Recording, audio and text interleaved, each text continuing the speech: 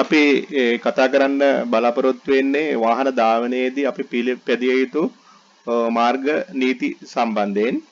ගත්තන් පස්සේ නීති 14ක් මෝටර් රථ වාහන ආඥා පනතේ 148 වගන්තියේ දක්වලා තියෙනවා. මේ පිළිබඳ අපිට හොඳ අවබෝධයක් තිබිය යුතුයි. විශේෂයෙන්ම ඩ්‍රයිවිං ලයිසන් අරගෙන ඉදිරියට ඩ්‍රයිවිං කරගෙන යනකොට මේ නීති පිළිබඳ අවබෝධයක් නැත්නම් අපිට විවිධ අනතුරු වලට විවිධ ප්‍රශ්න වලට මහා මාර්ගයේදී මුහුණ දෙන්න සිද්ධ වෙනවා. ඒක නිසා අපිට මේ පිළිබඳ අවබෝධයක් ලබා ගැනීම රියදුරු බලපත්‍ර ලාභියෙක්ගේ ඊටාම වැදගත් කාරණාවක් විදිහට අපි දකිනවා. right. ඊට පස්සේ මේ මෝටර වාහන ආච්ඡාපනත මේ මාර්ග නීති දක්වලා තියෙන්නේ අපි ඒක කරුණු 14ක් වශයෙන් දක්වලා තියෙනවා.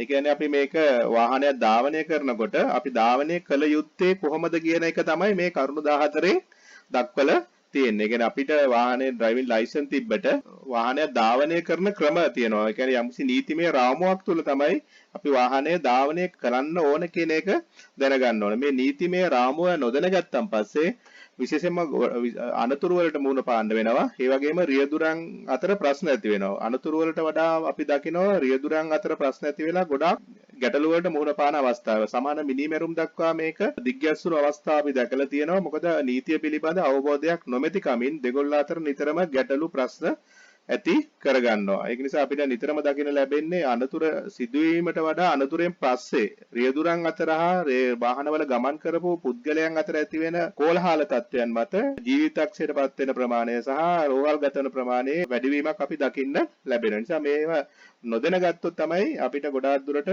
මේ ප්‍රශ්න ඇති වෙන්නේ. අපි ඩ්‍රයිවිං ලයිසන් එක ගත්තන් පස්සේ ඊට කලිනුත් අපි මේව දැනගෙන ඉන්න ඕන. විශේෂයෙන්ම ඩ්‍රයිවිං ලයිසන් එකක් කරගෙන පාරේ ධාවනය කරනවා නම් මේ නීති 14ට එකඟව අපිට ධාවනය කරන්න සිද්ධ වෙනවා. ඒ නිසා නීතිමය බලපෑම අපි දැනගෙන සිටීම වැදගත්. ඒක නිසා අපි කල්පනා කරා අද මේ කරුණු 14 පිළිබඳව සාමාන්‍යයෙන් කතා කරන්න. විශේෂයෙන්ම අපි දන්නවා ගොඩක් අය හිතන් ඉන්නවා my car, my petrol, my road කියලා. මතක තියාගන්න ඕන my road නෙවෙයි. my car, my petrol වෙන්න පුළුවන්. නමුත් my road නෙවෙයි භාවිතා කරනකොට අනිත් අයට ප්‍රමාදයක් නැති නොවන ආකාරයට ඉරෑරයක් ඇති නොවන ආකාරයට ධාවනය කරන්න කියන එක තමයි මේ නීති 14 තුලින් අපිට පෙන්වා දීලා තියෙන්නේ. අපි පළවෙනි එකම ඉස්සලා පළවෙනි කරුණ ගත්තොත් අපි මේක ටිකක් ආඥා පරිදි තියෙන විදිහට සමහරක් අයට තේරුම් ගන්න අපහසු වෙයි. ඒක නිසා මම මේක ටිකක් පැහැදිලි කරන්න බලාපොරොත්තු වෙන්නේ ඒකයි. අපි පළවෙනි කාරණා ගත්තොත් අපි ආඥා පරිදි තියෙන විදිහට ධාවනය කරන ලබන මෝටරය තවත් මෝටර වාහනයක් පසු කරන විට හෝ දකුණට හරවීමට හැර මාර්ගයේ වම් පැත්තට හෝ ආසන්න පැත්තටගෙන ධාවනය කරනු ලැබිය යුතුයි. ඒ කියන්නේ මේක කියන්නේ වම් පැත්ත. කියන්නේ මේක සාමාන්‍ය සරල භාෂාවෙන් කිව්වොත් ඉස්සර කිරීම හෝ දකුණට හැරවීම හැර වම් පැත්ත අයිනෙන් ධාවනය කරන්න ඕන කියන එක තමයි මෙම නීතියෙන් ක්‍රියාත්මක වෙන්නේ. එතකොට අපි පාරේ ධාවනය කරන ආකාරය තමයි පළවෙනිම නීතිය වශයෙන් දක්වලා තියෙන්නේ. ඉස්සර කරන්න හරි දකුණ හරවන්න හරි හැර වම් පැත්ත අයිනෙන් ධාවනය කරන්න ඕන කියන එක තමයි මේකෙන් විස්තර. එසේ වුවත් වෙන් කරන ලද සමාන්තර රථ ගමනාගමන තීර 3ක් හෝ ඊට වැඩි ගණනක් ඔස්සේ රථ වාහන ගමනාගමනය සඳහා අවසර දී ඇති මාර්ගයක ඒ මාර්ගයේ මධ්‍ය තීරයට ආසන්නම රථ ගමනාගමන තීරය හැර සමාන්තර රථ ගමනාගමන තීර දෙකක් ඔස්සේ එකම දිශාවකට වාහනේ ධාවනය කරලා බිය හැකිය. අර වම් පැත්තෙන් ධාවනය කරන්න ඕන කියන නීතිය වගේම අපි දන්නවා සමහර පාරවල් වල හොඳ සංවර්ධිත පාරවල් වල මන්තිරු දෙකක් හෝ ලේන් දෙකක් හරි ඊට වඩා වැඩි ප්‍රමාණයක් 3ක් හරි තියෙන්න පුළුවන්. ඒ අවස්ථාවේදී අපි ඊට මේ තුන්වෙනි තීරුව, ඒ කියන්නේ මධ්‍ය තීරුවට ආසන්නම තීරුව දිගේ අපිට ඉදිරියට ගමන් කරන්න එපා කියන එක තමයි කියන්නේ. අපිට මේ තීරු දෙක, කියන්නේ වම් තීරුවේ පළවෙනි තීරුව සහ වම් පැත්තේ අයින තීරුව හා මැද තීරුව, මේ දෙකේ ගමන් කරන්න පුළුවන් ඉදිරියට ගමන් කරන වාහන සඳහා. මේ තුන්වෙනි තීරුව පාවිච්චි කරන්න ඕන ඉස්සර කිරීම හෝ දකුණට හැරවීම සඳහා පමණයි. ඒක තමයි නීතිය තියෙන්නේ. එසේම තවදුරටත් සමාන්තර රථ වාහන ගමනාගමන තීරයන්හි ධාවනය කරනු ලබන වාහනයක් වෙනත් රථ වලට බාධා සිදුවන ආකාරයකින් හෝ සමාන්තර රථ වාහන ගමනාගමන තීරයක සිට වෙනත් සමාන්තර රථ වාහන ගමනාගමන තීරයකට ධාවනය කරන නොලැබිය යුතුය. ඒ වගේම දැනගන්න ඕන මන්තිරු 3ක් හෝ ඊට වඩා වැඩි ප්‍රමාණයක් තිබ්බොත් යම්කිසි අවස්ථාවක මන්තිරුව මාරු කරනවා නම් අනිත් වාහන වලට බාධාවක් නොවන ආකාරයට තමයි මේ මන්තිරුව මාරු කළ යුත්තේ කියන එක තමයි මේකෙන් තවදුරටත් පැහැදිලි කරන්නේ. ඒ කියන්නේ අපි අර ඔබ්සර්ව් observation decision action නිරීක්ෂණය කිරීම තීරණය කිරීම ක්‍රියාත්මක කිරීම පදනම මත තමයි වාහනය ධාවනය කළ යුත්තේ කියන එක මේකෙන් තහවුරු කරනවා. ඒ කියන්නේ අපිට අවශ්‍යතාවය අනුව හිටි අඩියේම අපිට මේ තීරු මාරු කරන්න බෑ. ඒකට කියනවා ඉස්ලාම නිරීක්ෂණය කරන්න ඕන පිටිපස්සේ එන වාහනයට බාධාවක් වෙනවද? ඒ අනුව මම තීරණය කරන්න ඕන තීරණය දැනුම් දෙන්න ඕන. තීරණය දැනුම් දෙන ක්‍රමය තමයි සිග්නල්. මේ වාහනයට අදාළ භාෂාවක් තියෙනවා සිග්නල් සහ ඕන්.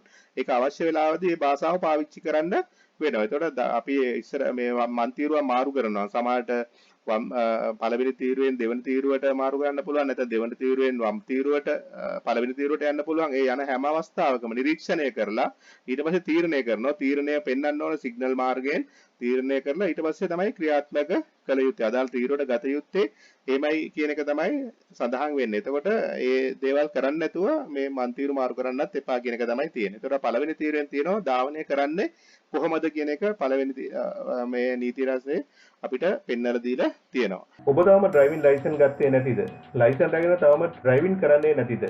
එසේනම් මේ සඳහා ඩ්‍රයිව් වූ ඇකඩමි ගෙදරට හෝ සේවා ස්ථානයට පැමිණ පුහුණු කිරීමට සූදානම්. ඔබගේ වාහනයෙන්ම ට්‍රයල් පෙන්වීම දක්වා සහ අපගේ වාහනය තුළින්ද ට්‍රයල් පෙන්වීමේ හැකියාවද සමගින් වැඩි විස්තර සඳහා විමසන්න ප්‍රියන්ත ජයතුංග 0777 අපි දෙවෙනි එකට යමු. ඊට වෙනත් වාහනයක් විසින් පසු කර යන මෝටර වාහනයක්. ඒ වෙනත් වාහනවලට එය පසු කර යාමට ඉඩ දෙන පරිදි ධාවනය කරනු ලැබිය යුතුයි. ඒක දෙවෙනි එක තමයි මේ දෙවෙනි නීතිය තමයි සඳහන් කරන්නේ. වෙනත් වාහනයක් පසු කර යනවා නම් ඒ වාහනයට පසු කර යාමට ඉඩ දෙන්න ඕන. ඒ ඉඩ දීම නීත්‍යානුකූල ඒක නීතියක්. ඒක නිසා නීත්‍යානුකූල තත්ත්වය දැනගෙන ඉන්න ඕන. ඉස්සර කරන්න හදන වාහනයට ඉස්සර කිරීමට ඉඩ දිය යුතුයි. එතකොට තමන් ඉස්සර කරන්න නම් ඒ වාහනේ අපි වම් පැත්ත අයිනෙන් තමයි ධාවනය කරන්න ඕන. වම් පැත්ත අයිනෙන් දානව කරනකොට එයාට ඉස්සර කිරීමට අවස්ථාව සැලසෙන පරිදි තමයි අපි ධාවනය කරන්න ඕන. ගොඩක් අයට සමහරලාට තියෙන ප්‍රශ්න බොහෝ රියදුරන් අකමැති මේ තමයි තවත් වාහනයක් ඉස්සර කරනවට. නමුත් නීතිය පෙන්වලා දෙනවා මේ ඉස්සර කරන්න එයා ඉඩ ඉල්ලනවා නම් අපි ඒ පාරේ ස්වභාවය අනුව එයාට ඉස්සර කිරීමට අවස්ථාව සලසා දිය යුතුයි කියලා. ඒතකොට ඒකත් නීතියක්. දෙවෙනි නීතිය. අපි තුන්වෙනි නීතිය ඉස්සර කිරීම සම්බන්ධයෙන් තමයි ගොඩාක් ප්‍රශ්න ඇති වෙන්නේ. තුන්වෙනි නීතිය ගත්තත් ඒ ඉස්සර කිරීම සම්බන්ධයෙන් තමයි මෝටර වාහනයක රියදුරු විසින් තම ඉදිරියේ ඇති මාර්ගය පැහැදිලි හා බාධා රහිත දර්ශනයක් ඇතනම් මිස වෙනත් වාහන පසු කර යනු පිණිස මෝටර වාහනය ධාවනය කරනු නොලැබිය යුතුය. මේකත් තියෙන්නේ දෙවෙනි ඒ කියන්නේ තුන්වෙනි කාරණේ තියෙන ඉස්සර කිරීම සම්බන්ධයෙන්මයි. ඒතර අපි දැනගන්න ඕන ඉස්සර කිරීමේ සම්බන්ධයෙන් තවත් කරුණු හතරක්ම සඳහන් වෙලා තියෙනවා නීතියේ.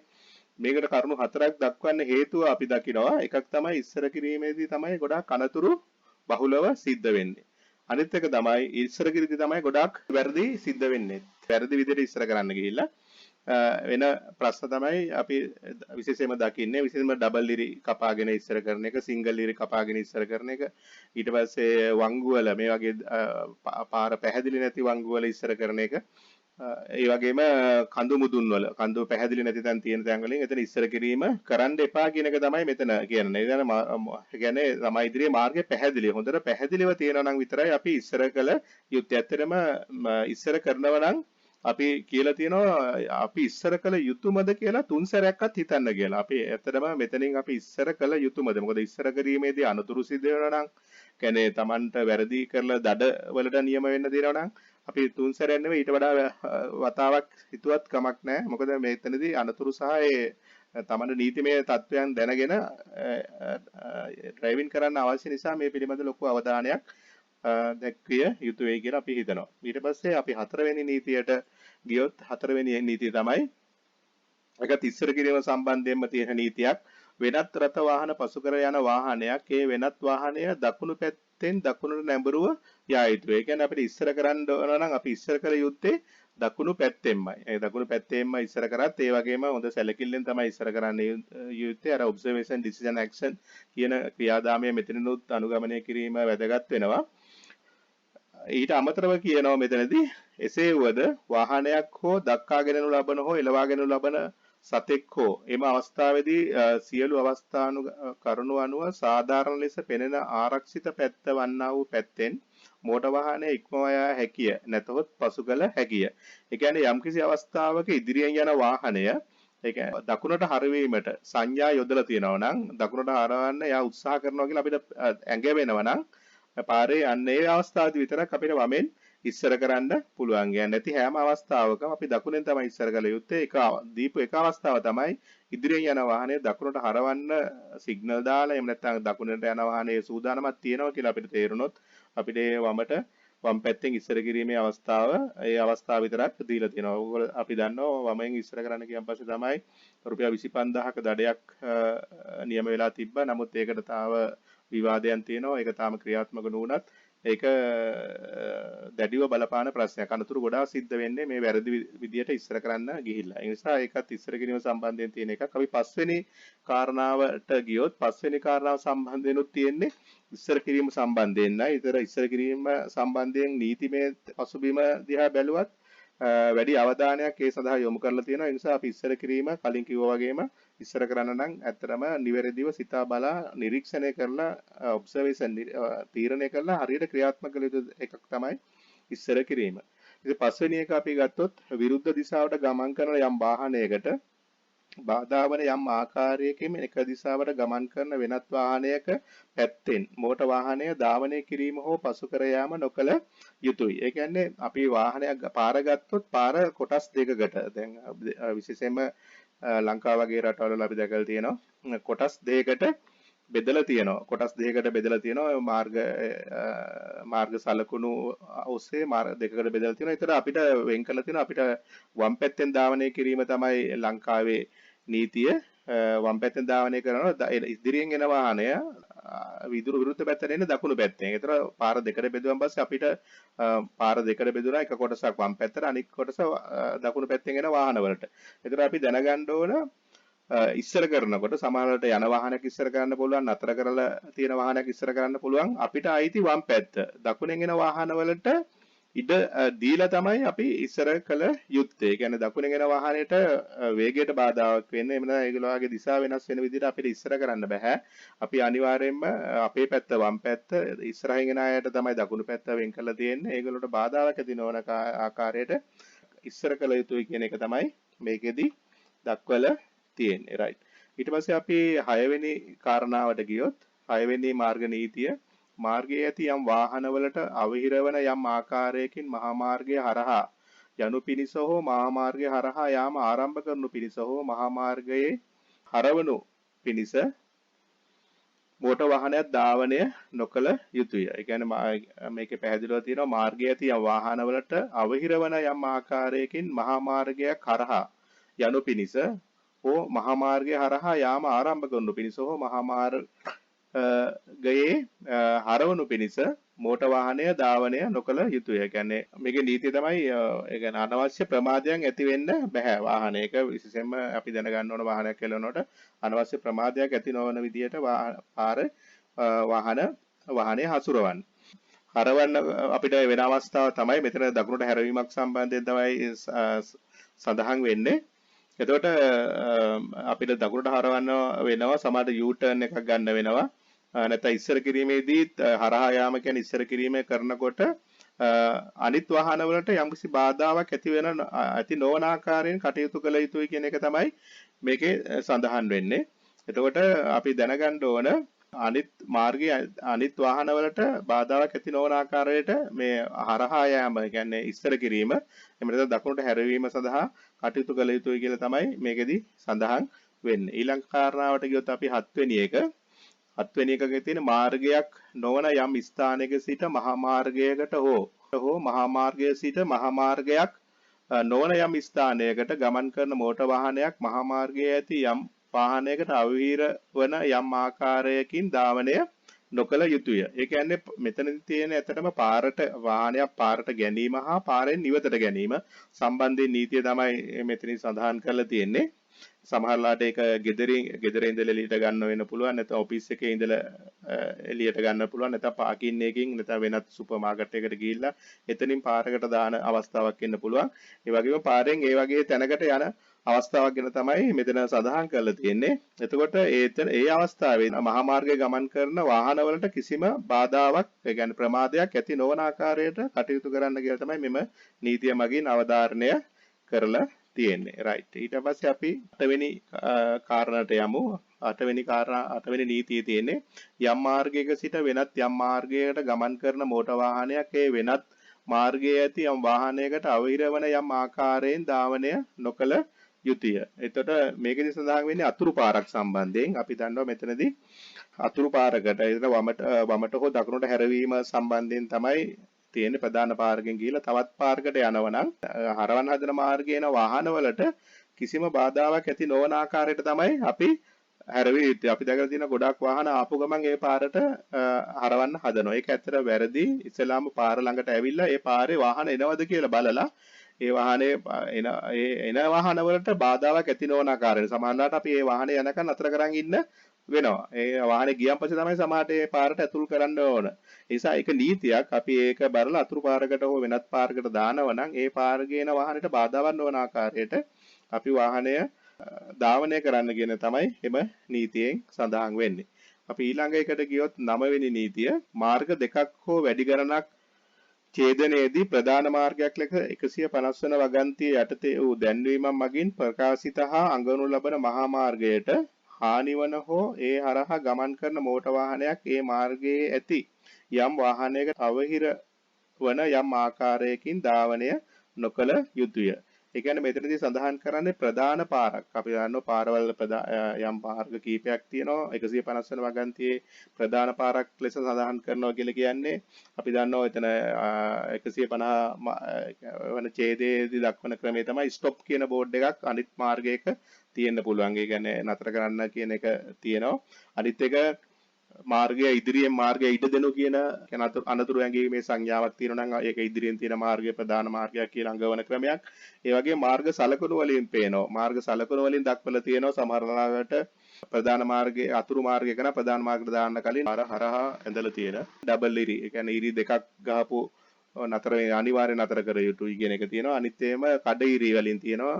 කඩ ඉරි වලින් දක්වලා තියෙනවා නම් තනි කඩ ඉරකින් දක්වලා තියෙනවා ඒක මාර්ගය ඉඩ දිය යුතුයි.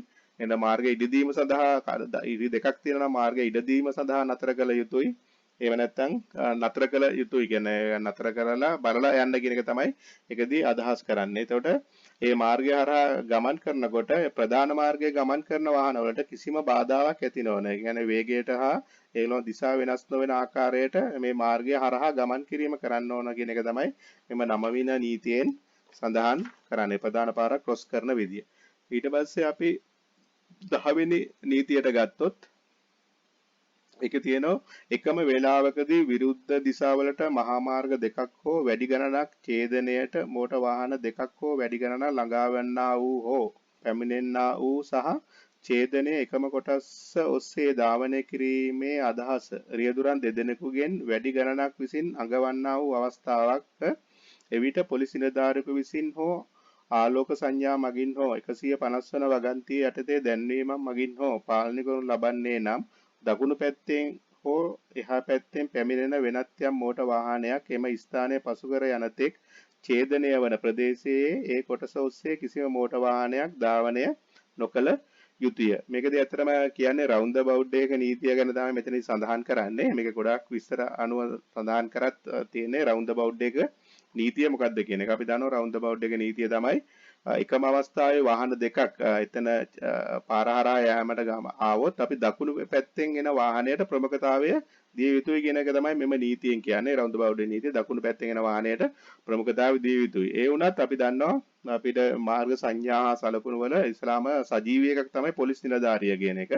ඒ පොලිස් නිලධාරි මහත්මයාට ප්‍රමුඛතාවය දෙන්න ඕන. අනිත් එක දෙවෙනියට කලර් ලයිට්ස් වලට ප්‍රමුඛතාවය දෙන්න ඕන.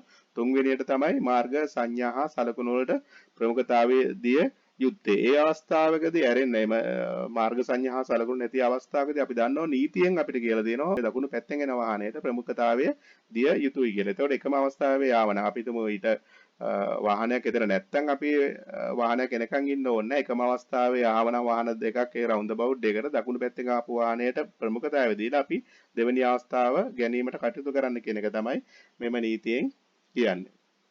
අපි ඊළඟට 11 වෙනි නීතිය ගනිමු. 11 වෙනි නීතියේදී සඳහන් වෙනවා පටු මහා මාර්ගයකදී වාහන දෙකක් හෝ වැඩි ගණනක් එකිනෙකා වෙත ළඟාවන අවස්ථාවක මහා මාර්ගයේ ඇති වෙනත් වාහනවලට හෝ වෙනත් යම් වාහනයකට ප්‍රතිවිරුද්ධව ගමන් කිරීමට ඉඩ දීමේ කාර්ය සඳහා එක් වාහනයේ ගමන් වේගය අඩු කිරීමට සැලැස්විය යුතුයි. මේ කියන්නේ ඇත්තටම පටු පාරකදී වාහන පැත්තටම යන්න තියෙනවා. යාමට සහ ඒමට පටු පාරක් තියෙන්නේ.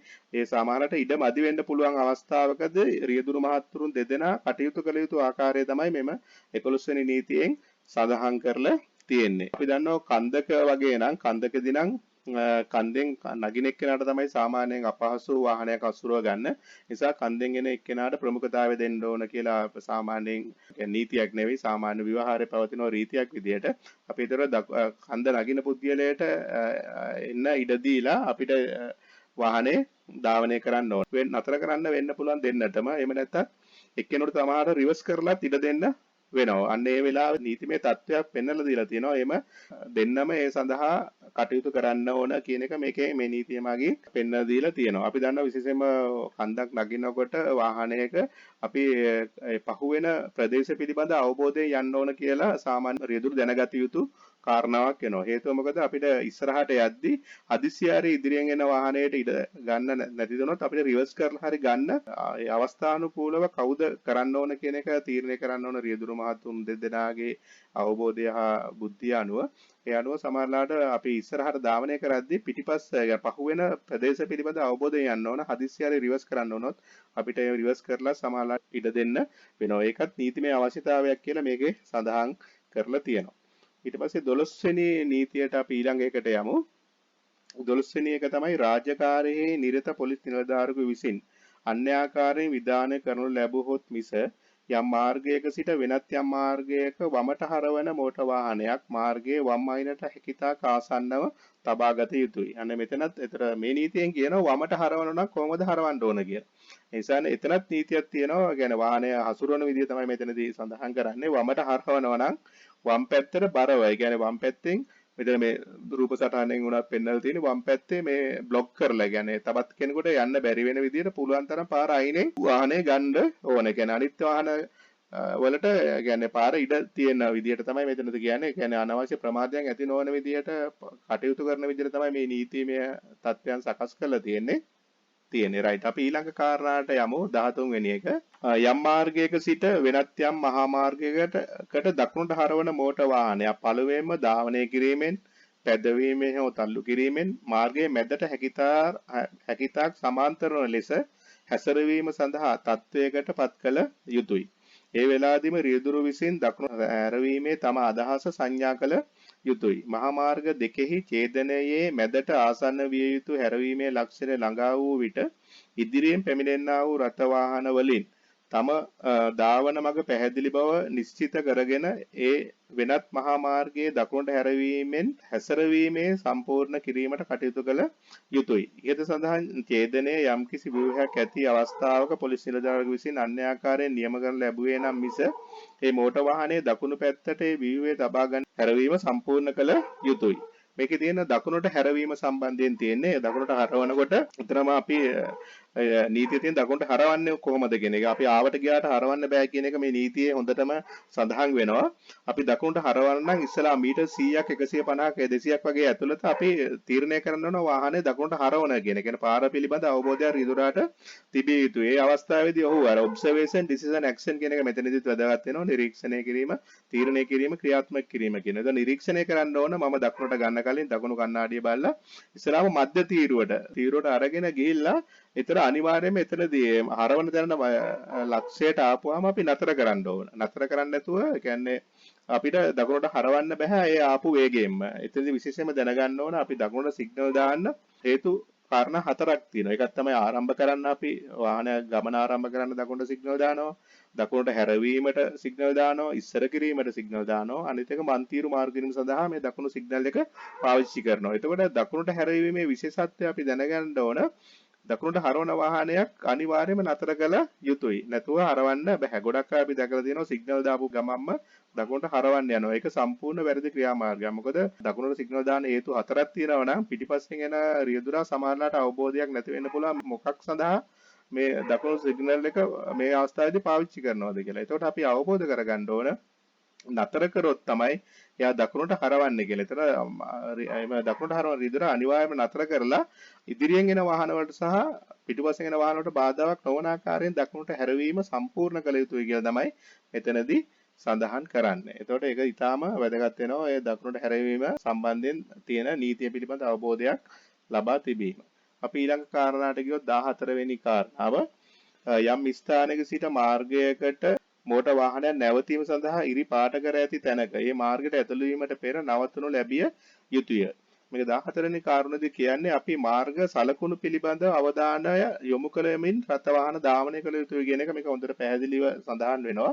මොකද අපි දන්නවා රියදුරන් විසින් සමහරලාට මාර්ගය නිරීක්ෂණය තමයි ඉතා වැදගත් වෙන්නේ. ඔබ්සර්වේෂන් නිරීක්ෂණය අනුව තමයි තමන් ගන්න තීරණය නිවැරදි වෙන්නේ, ක්‍රියාත්මක කිරීම නිවැරදි වෙන්නේ. ඒ නිසා නිරීක්ෂණය කිරීම ඉතාම වැදගත් වෙනවා. මෙතන මාර්ග සලකුණු පිළිබඳව අවධානය යොමු කරන්න ඕන. මාර්ග සලකුණු තියෙන්නේ පාරේ. ඒ කියන්නේ බිම.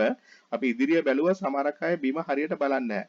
ඒ නිසා තමයි අපි ඩ්‍රයිවිං පුරුදු කරද්දී ගොඩක් අයට කියනවා ප්‍රධාන වශයෙන් පැති 4කට අමතරව තව පැති දෙකක් තියෙනවා. කියන්නේ ඉදිරිය පිටිපස වම් පැත්තේ දකුණු පැත්තේ පිටුපස වම් පැත්තේ පිටුපස මේ ප්‍රධාන පැති 4ට අමතරව අපි බිම බලන්න ඕන. බිම තමයි මාර්ග සංඥා මාර්ග සලකුණු තියෙන්නේ. ඒතර මාර්ග සලකුණු තියෙනවා. අනිත් එක වලවල් එහෙම නැත්නම් පාරේ හම්ප් ඒවා ඒ දවල් පාර බිම තමයි තියෙන්නේ. ඒතර බිම හරියට නිරීක්ෂණය වෙන්න ඕන. ඒ වගේම අනිත් එක තමයි උඩ බලන්න ඕන. උඩ තමයි කලර් ලයිට් මාර්ග සංඥා ඒ මාර්ග සංඥා තියෙන්නේ උඩ. ඒක සාමාන්‍යයෙන් අන්න ඒ පිළිබඳ අවබෝධයෙන් යනකොට පැති 6ක් පිළිබඳ අවධානයෙන් විරුද්ධ ධාවනය කරන්න ඕන කියන එක මේ නීතියනොත් 14 නීතියනොත් සඳහන් වෙනවා. එතකොට මේ වගේ පිරි පාට කරපු තැන්වල අපි අනිවාර්යයෙන්ම නතර කරන්න ඕන කියන එක තමයි තියෙන්නේ. මේ ඉරිවලනොත් සඳහන් වෙනවා විශේෂයෙන්ම මේ කඩඉරි සඳහා කඩඉරි වගේ තිබුණොත් මේ පාර හරහා එතන කියන්නේ ඉඩදීම ගැන තමයි මේ කියන්නේ. තනි ඉරකින් සඳහන් වුණොත් ඒ නතර කිරීමක් ගැන තමයි සඳහන් වෙන්නේ. ඒතර මේ ඉරි දෙකේ තියෙන වෙනසත් අපි දැනගන්න ඕන. මේ ඉඩදීම සඳහා තියෙන ඉර මේ නතර කිරීම සඳහා නතර කරනවා. ඉරි දෙකක් තියෙනවා අනිවාර්යයෙන්ම නතර කළ යුතුයි. තනි ඉරක් තියෙනවා සාමාන්‍යයෙන් එතන විශේෂයෙන්ම තියෙන්නේ කලර් ලයිට්ස් ළඟ තනි ඉරක් සමහරට ගහලා තියෙන්න පුළුවන්. එතනදී කලර් ලයිට්ස් වල කොළපාට දැල්වලා තියෙනවා නම් අපිට පාරෙන් මාර්ගයේ ආවීරයක් නැත්. අනිවාර්යයෙන්ම නතර කරන්න අවශ්‍ය නැහැ. ඒක බලලා නතර කර ඉදිරියට යන්න පුළුවන්. නමුත් අපිට ඩබල් ඉරක් තියෙනම් අනිවාර්යයෙන්ම නතර කරන්න වෙනවා. ඒ වගේම ඉඩදීම කියන්නේ මේක ඉඩදීමේ තියෙන එකේදී අපිට අනිවාර්යයෙන්ම ඉඩදීම සඳහා නතර කළ යුතු වෙන්නේ නැහැ මේකෙදී. එම ඉඩ පැහැදිලිව තියෙනවා මේ වගේ කඩඉරි තියෙන දැනක අපිට ධාවනය කරන්න පුළුවන්. හැබැයි ඉරි ඩබල් වෙලා තියෙනවා නම් දෙක තියෙනවා නම් අපි අනිවාර්යයෙන්ම නතර කරලා ඉඩ දීලා නතර කිරීම සඳහා ඉඩ දීලා තමයි අපි ධාවනය කළ යුත්තේ. ඉඩ දීමේ රේඛාවයි නතර කිරීමේ රේඛාවයි අපි රියදුරන් වශයෙන් අඳුනා ගැනීම ඉතාම වැදගත් වෙනවා. ඉතින් මෙන්න මේ සඳහන් කරුණු ටික තමයි ප්‍රධාන වශයෙන් අපිට වාහනයක් ධාවනය කරන්න නම් හොඳ එක්ස්පීරියන්ස් කියන්නේ අර හොඳ නිපුණතාවයෙන් හැබි රියදුරෙක් වෙන නම් මේ 14 පිළිබඳ හොඳ අවධානයෙන් රිය පැදවිය යුතුයි කියන එක තමයි අපිට සඳහන් කරන්න වෙන්නේ. තමනුත් ආරක්ෂා වෙමින් අන් අයත් ආරක්ෂා කරමින් ආරක්ෂාකාරීව රියපදව අනතුරු අවම කර ගැනීමට කටයුතු කරන්න කියලා විශේෂයෙන්ම ඉල්ලා සිටිමින් අපි අදට මෙම දේශනය අවසන් කරනවා. ඔබ සියලු දෙනාටම ස්තුතියි.